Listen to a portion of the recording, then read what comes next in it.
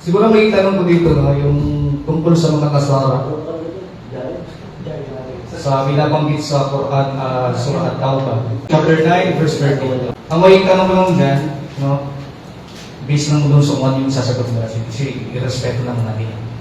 Ang question ko lang, ito tumutukoy na Nasara.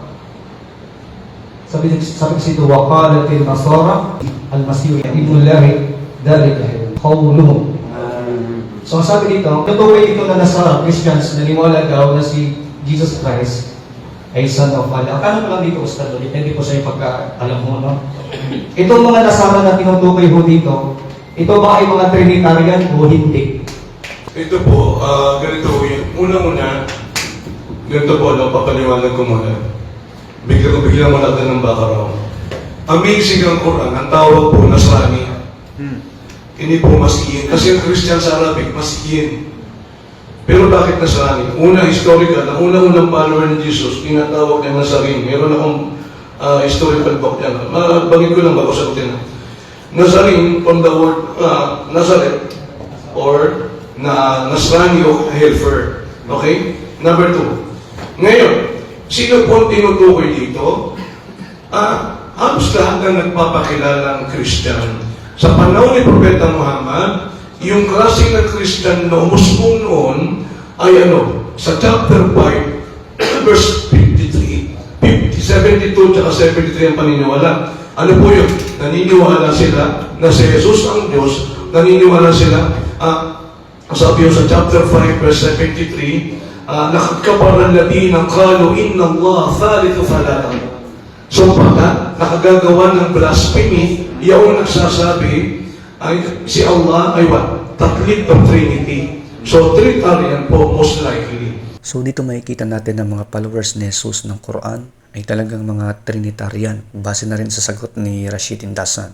Ito yung makikita natin sa Surah chapter 3 or Al-Imran ayah 55 na sa Arabic nakalagay, إِذْ قَالَ لَهُ عِيسَى أَنِ مُتَوَفِّيكَ وَرَافِعُوكَ إِلَّا وَمُطَهِّرُوكَ من الذين كفروا وجعلوا الذين تبعوك فوق الذين كفروا إلى يوم القيامة ثم إلى مرجعكم فأحكم بينكم مما كنتم به تختلفون. Behold, Allah said, O Jesus, I will take thee and raise thee to myself and clear thee of the falsehoods of those who blaspheme. I will make those who follow thee superior to those who reject faith. To the day of resurrection, then shall ye all return unto me, and I will judge between you of the matters wherein ye dispute.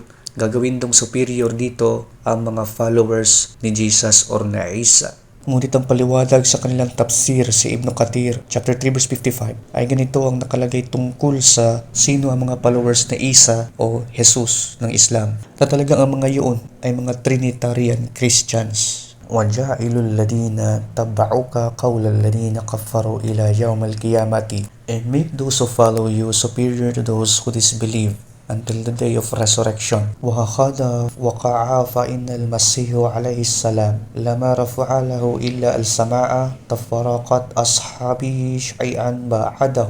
And so it happened, for when God raised the Messiah, peace be upon him, to heaven, his companions split into factions after him. Ang mga followers or companions daw ni Jesus na Messiah, nung siya ay umakyat daw sa langit, ang kanyang mga tagasunod ay nahati sa mga paksyon-paksyon. فيما هم من أمن مما بعثه الله به على أنه عبد الله ورسوله وابن عبده ومنهم من على خلافه في جعله ابن الله. Some of them believe in what God sent him with, that he was God's servant and messenger and the son of his servant. And some of them exaggerated about him and made him the son of God. Ang iba daw sa mga follower ni Jesus ng Islam, nung nahati sila sa mga paksyon-paksyon, ilan sa kanila ay naniwalang si Jesus ay anak ng Diyos. Wa akhrun qawluhu wallahu wa akhrun qawluhu wa talatatan.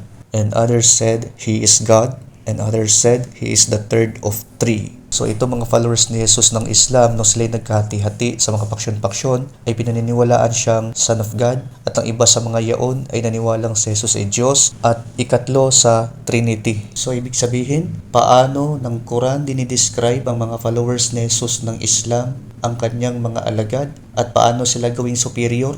Sa pamamagitan na sila ay dumaan muna sa paniniwalang si Jesus ay anak ng Diyos, dadaan muna sila sa paniniwalang si Jesus ay Diyos, at dadaan muna sila sa paniniwala na si Jesus ay katlo sa Trinity. Lumalabas lamang dito na sila Ignatius at ang ibang mga first century Christians ay talaga mga followers ni Jesus sapagkat sila ay mga Trinitarian. Halimbawa, tulad na lamang sa sulat ni Ignatius na disciple ni Apostol John. Sa kanyang sulat sa The Epistle of Ignatius to the Ephesians noong 1st century, ay ganito ang kanyang sinabi patungkol sa Trinity belief ng mga early Christians na sa Islam lumalabas mga followers ni Jesus daw ang mga Trinitarian. Sa chapter 9 ng kanyang sulat ay sinasabi na ganito, "Nevertheless, I have heard of some who have passed on from this to you, having false doctrine, whom you did not allow to sow among you, but stopped your ears that you might not receive those things which were sown by them, as being stones of the temple of the Father," first person, "prepared for the building of God the Father,